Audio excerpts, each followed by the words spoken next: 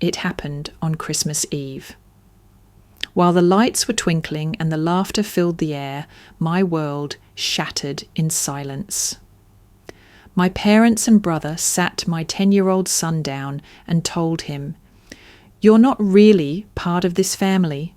They said it like it was nothing. I stood there, frozen, the warmth of the holiday instantly turning cold. I had spent 10 years building a safe world for my son, only to watch it be ripped apart in seconds. What they didn't know is that moment didn't break me. It woke me. And now I remember everything they tried to make me forget. The snow outside was soft and clean, like powdered sugar shaken from the sky. The tree in my parents' living room sparkled with gold ribbon and glass ornaments that glinted in the firelight. Laughter filled the air, familiar, warm, rehearsed. It had been 5 years since I last brought Eli home for Christmas. This was supposed to be the year we tried again. My mother hugged me with just enough pressure to say, "We're still a family," but not enough to mean it. My father lingered in the background, holding a tray of drinks, avoiding direct eye contact. Logan, my younger brother, flashed his too wide smile and ruffled Eli's hair like you would a neighbour's pet. "Eli's gotten tall," Logan said. "Looks like he's from another planet." He chuckled. No one else did. I brushed it off. I had to. We were barely through the door. They'd prepared a guest room for us, 2 twin beds, clean sheets, even Eli's name scribbled on a paper snowflake above the headboard. I wanted to believe they meant it, that this was an olive branch that we could bury the years of silence and start fresh. But when my mother introduced Eli to the neighbours as Rebecca's little boy, I noticed her tone, flat, factual, like she was naming a stray we'd adopted. Eli was perfect that evening. Polite, bright, a little shy, his usual self. But every time he spoke, the room seemed to quiet by a few degrees. Conversations stalled, heads turned. Someone would laugh a little too loudly to fill the silence. And then the buzz would resume, like nothing happened. At dinner, Eli reached for a second helping of mashed potatoes. My mother smiled, but her eyes narrowed. "He's got quite the appetite," she said. "Must be from your side of the gene pool." The words were sharp enough to pierce the mashed comfort of the moment. After dinner, Logan found a reason to bring up old stories, his rebellious teen years, my high-achieving golden child days. Everyone laughed. I laughed too, until he leaned closer and whispered, "Seriously though, Becky, he doesn't look like you." I froze. He was still smiling, but his eyes, those familiar, dangerous eyes, were dead serious. That night, after the guests left and the house fell into its creaking silence, Eli climbed into bed beside me.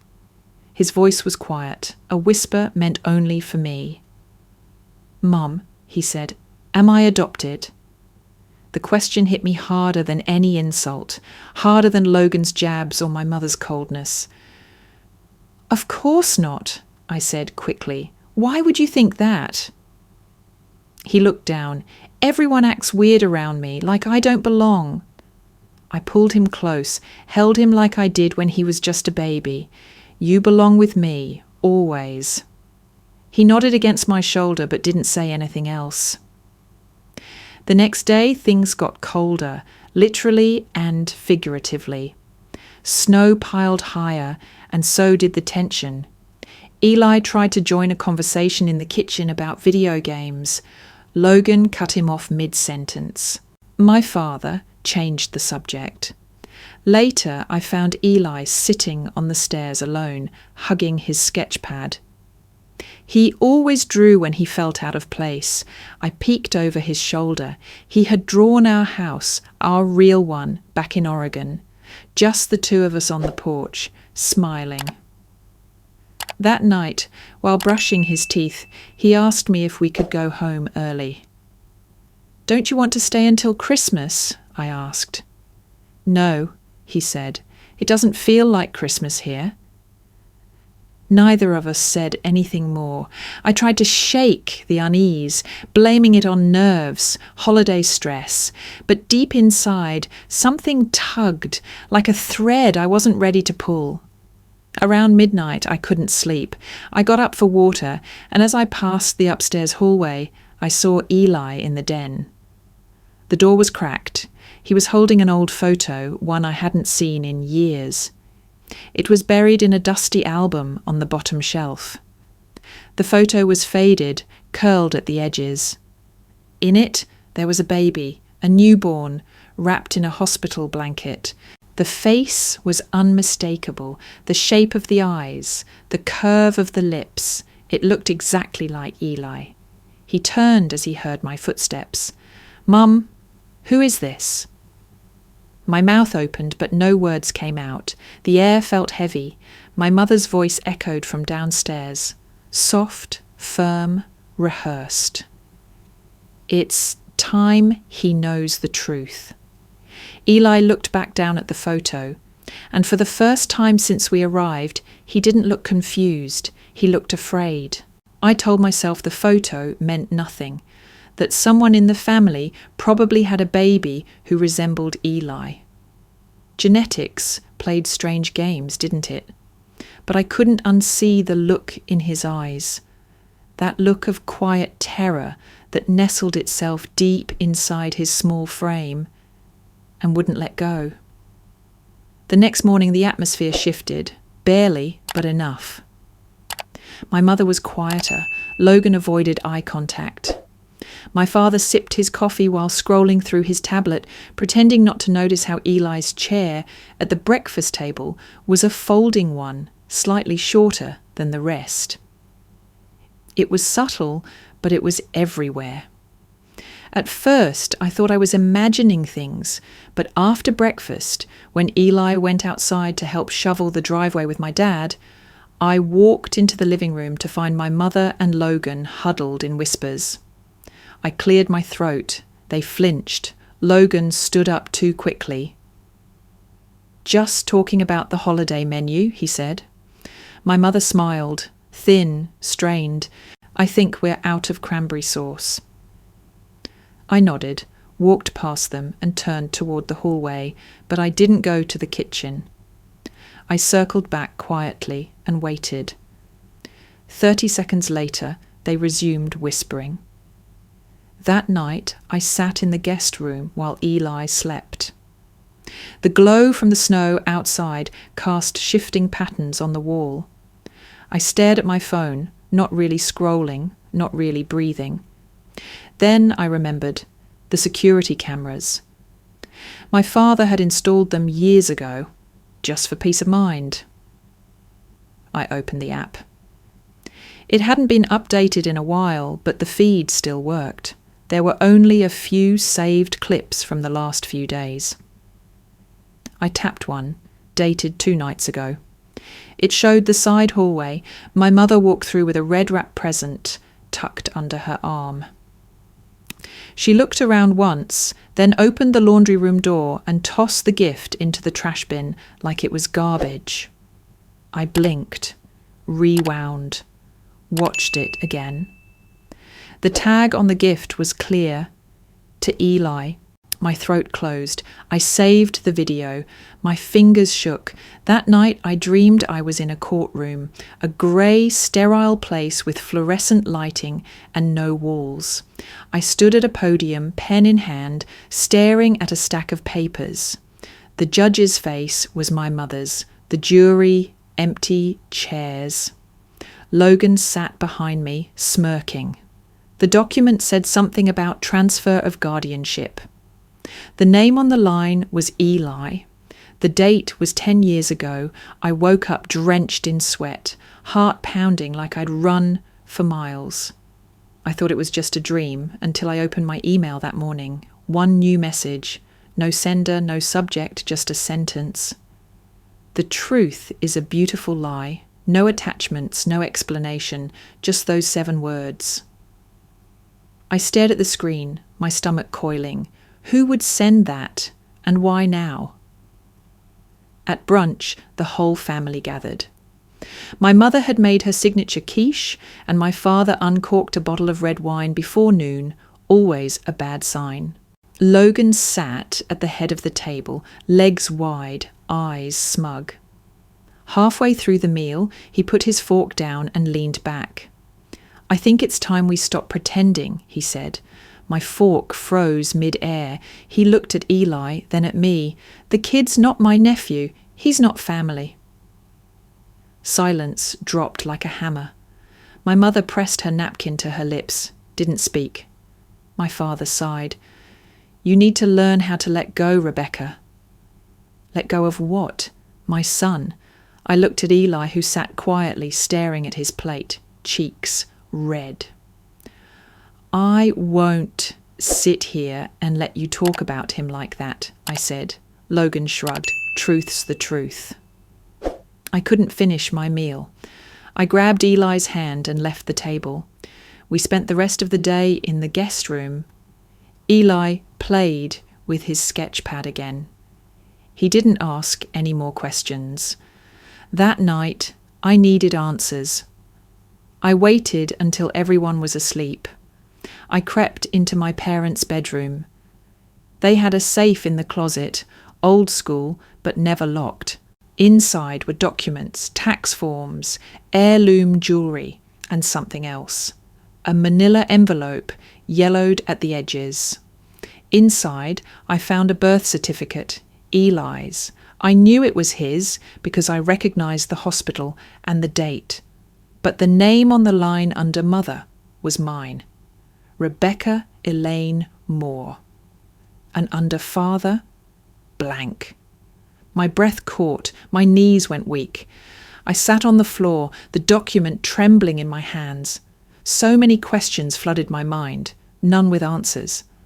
I stared at the line where a father's name should have been and felt the room tilt. And then something else caught my eye, scribbled lightly in pencil, almost erased. The name Logan. My heart slammed in my chest. Before I could process it, I heard a creak from behind the door. I turned. Eli stood there, silent, eyes wide. We locked eyes. Neither of us spoke.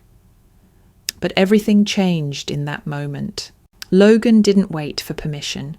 He barged into the guest room just after dinner, his breath thick with beer and the need to dominate. I was sitting at the edge of the bed, still shaken from what I had found in the safe. Eli was in the shower, or so I thought. "You found the birth certificate, didn't you?" Logan said. Not a question, a confirmation. His grin was cruel, lazy. "Did Mom forget to lock the closet again?" My pulse spiked. "What the hell is this, Logan?" He leaned against the doorframe, arms folded. "It's time, Becky. You've been playing pretend long enough." I stood, gripping the envelope behind me. Pretend I raised him. I fed him, bathed him, sat beside him through every fever and nightmare. That's not pretend. Logan scoffed. "Yeah, well, I'm his biological father." The words slapped the air from my lungs. "I was a mess back then," he said, eyes dancing. "Fresh out of rehab, couldn't even hold a job. Mum and Dad said I wasn't fit to raise a kid. So they asked you to do it, just until I got back on my feet." He paused, letting it sink in. "But you got attached. You started calling him yours, and they—" He gestured toward the hallway. "They thought it'd be better to let you keep believing, safer for the family, less messy." I shook my head. "You left, for years. You didn't check in, didn't ask once." "Because they told me not to," Logan barked. They said you were finally happy, that Eli was better off not knowing who his father really was.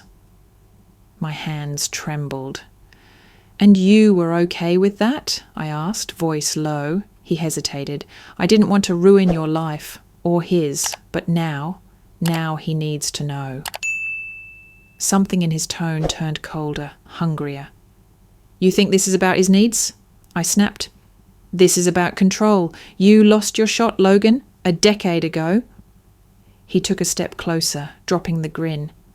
Blood matters. You think he won't care once he knows? He already does know, a small voice cut in. We both turned. Eli stood in the doorway, dripping water onto the carpet. He was still in his towel, his eyes hollow and impossibly wide. I didn't know how long he'd been there. He looked at Logan, then at me. You lied to me, both of you. Eli, I stepped forward, but he turned and ran. The door slammed. And just like that, whatever was left of our fragile world crumbled. I barely slept. Every sound made me jump. Every creak felt like it might be Eli's footsteps returning. But morning came, and his bed was cold. His backpack was gone. So was his sketch pad. On the nightstand, folded with precision, was a single sheet of paper. I unfolded it with trembling fingers. I don't belong to anyone, it said. I need to find out who I am. Don't come looking for me. I collapsed to the floor. For a moment, I couldn't breathe. Then the screams came. Raw, broken, useless. We called the police. They found security footage from the neighborhood bus station. Eli, alone, boarding a city line, headed east. No one had noticed a 10-year-old boy with sad eyes and a heavy heart. Hours passed like days. By nightfall, they found him, sitting on a bench at a transfer station. He hadn't bought a ticket, said he was waiting for the next bus. Anywhere but here? When I arrived at the station, he wouldn't look at me. I dropped to my knees. Eli, please, I'm sorry. I should have told you the truth. I should have fought harder to protect you from all of this. He said nothing. But when I reached out, he didn't pull away. We went home the next day, not to my parents' house, home. But I wasn't okay. I stopped eating, stopped speaking unless absolutely necessary. I barely moved from the bed. On the third night, I fell into a deep, fevered sleep, the kind where reality and memory blur. I was back in the hospital. 10 years ago, my legs were numb. I could hear the monitor beeping. A nurse handed me a pen. Sign here, she said. It's temporary custody until the family figures it out. I didn't look at the paperwork. My body was aching, empty, my mind in a fog. Then a voice, my mother's. She's not ready, she whispered. Let us handle it. We'll fix everything. I saw her take the clipboard. I saw her erase something, write over it. Logan's name will give us leverage, she said. He's not ready either, but this way no one will ask questions. I woke up choking on air. It wasn't Logan. He didn't give me Eli. My mother stole him from me and rewrote the story. I couldn't live with guesses anymore. I needed answers carved into stone, documented, undeniable. The dream, if you could even call it that, had torn something open in me. So I hired a private investigator, quiet, discreet, and fast. His name was Carter, former cop, mid-50s, sharp-eyed, zero small talk. I told him I wanted to know exactly what happened the night Eli was born. I gave him the hospital name, the date, the city. He nodded once and said, "Give me a week." He called me back in 3 days. "I found someone," he said, "a nurse who worked the maternity ward back then. She's retired now, lives out near Albany. She remembers you." I drove 5 hours that night, alone. Eli stayed with a friend from school. I didn't tell him where I was going, not yet. Her name was Lila Benson. 71 years old, thin, fragile looking, but with a voice that cut like steel. She served me tea in a chipped mug and asked me one question before anything else. "Are you ready to know what your family did?" I nodded, tears already welling. She didn't sugarcoat it. She remembered the night vividly. "A young woman came in late, me, exhausted, scared and alone. I had a C-section under general anaesthesia. When I woke up, they told me everything was fine, that my baby was healthy and safe. But when I asked to hold him, my mother stepped in. She said you weren't well enough," Lila said. "Said she'd take care of the paperwork. She had friends in administration. No one questioned her." Lila paused. "When I checked the file 2 days later, the father's name had changed. Your name was still there, but then it vanished too, replaced with Logan's." She pulled out an old flash drive from a drawer. "This is footage I saved. Back then I thought I might need to protect myself." The clip was grainy, silent, but there was my mother, standing at the nurse's station, talking to someone, handing over a form, pointing at the file, then walking away, calmly, like nothing had happened. I watched it, hand covering my mouth. "You were his mother," Lila whispered. "You still are." I cried on that woman's couch for what felt like an hour. Later that night, I showed the footage to Eli. We sat side by side in silence, the glow from my laptop painting our faces in pale blue. When it ended, he didn't look at me. He just stared at the screen. His voice, when it came, was barely audible. "So, you're really my mum?" I turned to him. "Yes, I've always been. I just didn't know how much they'd taken from us." He looked at me then, tears slipping down his cheeks. "You never gave me away?" "Never," I whispered. He nodded slowly, like something heavy inside him was finally shifting. Like he could breathe for the first time in days. That night, he crawled into bed beside me and didn't let go. The next morning, I called a lawyer. Her name was Justine, young, brilliant, relentless. I showed her everything, the footage, the birth certificate, the emails. She barely blinked before saying, "We've got a case." We filed preliminary documents for fraud, falsification of legal identity, and emotional damages. She warned me, this won't be quiet and it won't be quick. I didn't care. The same week, I got invited to speak on a podcast, a parenting show that dealt with non-traditional families. I told my story for the first time, raw and unfiltered. I didn't name names. I didn't have to. The story spoke louder than any headline. Within days, the episode went viral. People from all over the country sent messages. Some with stories just like mine. The comments section exploded with support. Artists made illustrations of a mother and son holding hands in the snow, walking away from a burning house. The hashtag spread like wildfire. One blood is not family.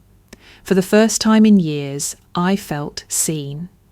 I wasn't just fighting for myself or for Eli. I was fighting for every person who'd been told they didn't belong in their own home. But of course, not everyone was cheering. Logan texted me 2 days after the podcast aired. "Nice sob story," he wrote. "Funny how you left out the parts that don't make you look like a saint." I didn't respond. The next day, he posted a cryptic story on social media. A photo of a hospital form with some information blacked out and the caption, "Coming soon, the real truth." My hands shook when I saw it, but not from fear. Because what he didn't know, I had already anticipated this move. And I had the real form, the original, the one with his name scratched out in pencil and my name in ink in my handwriting, dated and signed. I found it tucked inside an old diary my mother had tried to hide in the attic. Game on, Logan. The courtroom was quiet, eerily quiet.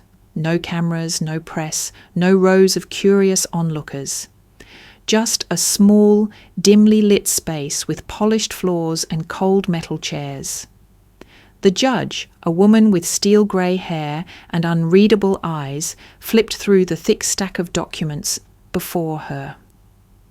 She didn't look up when she spoke. This hearing concerns the legal custody, paternity, and falsification of identity documentation for the minor, Eli Moore. My hands were damp. Eli sat beside me, holding a stress ball the therapist had given him. Justine, my attorney, leaned in. "Breathe," she whispered. "Let the truth do the heavy lifting." On the other side of the room sat my mother, dressed in her Sunday best as if this was church. Her hands were folded neatly in her lap, but I could see the white-knuckled grip beneath. Logan wasn't there, not yet. The judge motioned for her to speak. My mother cleared her throat. "I was afraid," she said, voice trembling. "Rebecca was young, alone. Logan was spiraling. And people talk. I didn't want Eli to grow up under that shadow." "And so you falsified documents?" the judge asked. "I thought I was protecting everyone." "You were protecting your reputation," I said, before I could stop myself. She looked at me, and for the first time, I didn't see power or control. I saw a woman grasping at the last strands of a narrative that no longer worked. Then Logan arrived, dishevelled, unshaven, sunglasses on indoors. He took his seat and slumped back like the courtroom was a formality he'd already won. But when the DNA results were read aloud, he straightened. "Logan Moore," the judge said, "you are not the biological father of Eli Moore." Silence. Even my mother gasped. "But," Logan began. "Additionally," the judge continued, "you submitted altered documents in an attempt to claim paternity. That is a felony offence under state law." Logan's attorney stood, stammering something about confusion, miscommunication, emotional duress. The judge shut it down. "In light of these findings, and based on the overwhelming evidence provided by Ms. Rebecca Moore, this court recognises her as the sole legal and biological guardian of Eli Moore." I exhaled. A full, deep breath I didn't realise I'd been holding for 10 years. It was over. When the gavel came down, Eli squeezed my hand. I turned to him. He smiled, small, quiet, but real. As we walked out of the courtroom, reporters were already waiting. Word had leaked. Justine had been right. Nothing stayed quiet for long. That night, I got a call from a major newspaper. The editor said my story had struck a national nerve. They wanted to publish a feature, maybe more.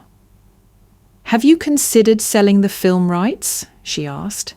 I didn't answer right away. I watched Eli, sitting on the floor across the room, piecing together a Lego spaceship. The world had taken so much from us. Maybe it was time we took something back. The fallout came fast. My mother became a pariah almost overnight. Church groups dropped her. Old friends stopped calling. Extended family severed ties, their sympathy worn thin after the full truth emerged. She tried reaching out. Letters at first, then calls. She claimed she was sick. That stress had weakened her heart. I didn't respond, not because I wanted her to suffer, but because I couldn't allow her back into the space Eli and I had rebuilt from ashes. Logan vanished. His apartment was emptied within a week. His social media accounts deleted. The last anyone heard, he was seen boarding a bus heading west with nothing but a duffel bag. No one asked where he went. No one cared. Eli was quiet for a while after the trial. He still drew, still read before bed, still played with the dog. But the way he looked at me changed. The hesitation was gone. The questions had faded. One evening, as we cleaned up dinner, he asked, "If they said sorry, would you forgive them?"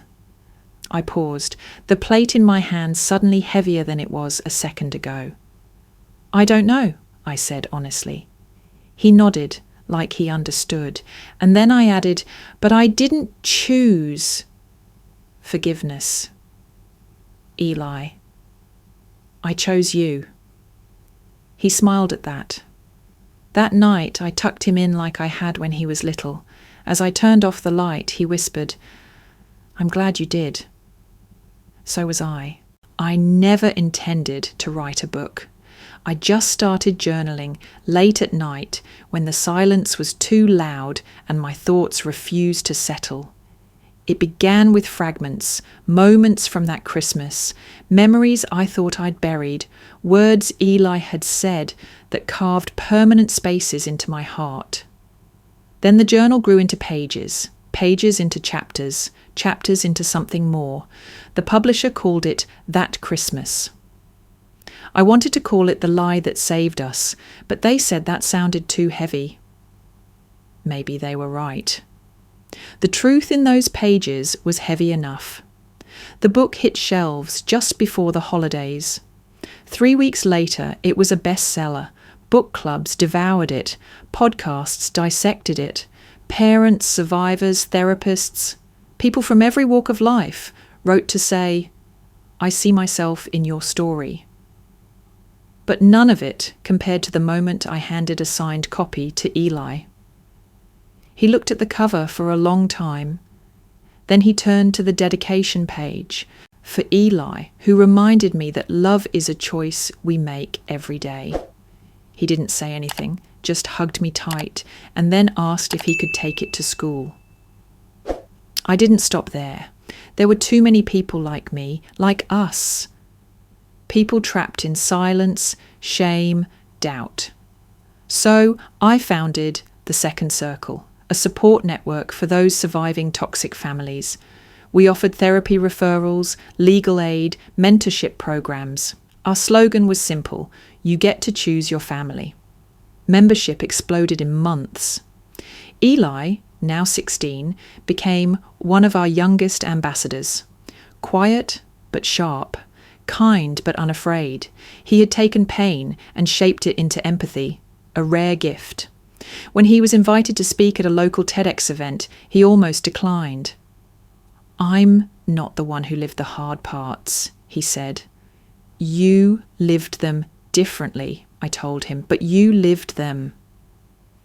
He stood on that stage with a steady voice and eyes wiser than his years. "Family," he said, "is not where you're born, it's where you're seen. It's the people who make space for your pain, your growth, your truth. My mother didn't choose me because I was hers. She chose me because I was me, and that was enough." The room went silent. Then came the standing ovation. I cried the entire ride home. A week later, I received a letter, handwritten, no return address, just my name and a heart drawn in the corner. "Dear Rebecca, you don't know me, but I know you. I read your book in one night. I cried until I couldn't breathe, because I was you. My mother tells lies the same way yours did. My brother gaslights me, just like Logan. I thought I was crazy. I thought I was alone. Then I read your story. You saved me. You gave me permission to leave. Please never stop telling the truth. With love, another Rebecca." I sat on the porch, letter in hand, and let the tears come. Not from pain this time, but from knowing something had shifted, that my voice had become someone else's map. Awards followed, some big, some small. I never chased them, but when the Social Impact Foundation handed me their annual Human Resilience Prize, I stood on stage in a room full of strangers and told them this: The truth cost me everything once, but in the end, it gave me back myself. Later that night, Eli posted a photo of us from the event, me holding the trophy, him with an arm around my shoulders. The caption was simple: "She's the reason I believe in people." It got more likes than anything he'd ever shared. Years passed. Eli went to college, journalism, fittingly. He called often, always signed off with, "Love you, Mum." He brought me to every awards banquet, every reading, every milestone.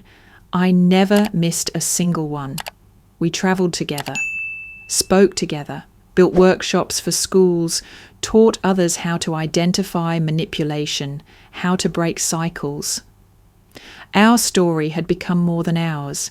It had become proof that pain doesn't get the last word, that blood may tie you, but it doesn't bind you. That chosen love is the strongest kind of all. One evening, while cleaning out old boxes, I found my original journal, the one I had started that very first Christmas back at my parents' house. The last page was blank, so I opened it, picked up a pen and wrote. It wasn't blood that made us a family. It was the choice to stay, the courage to tell the truth, and the love we refused to give up. Not blood, but heart, always.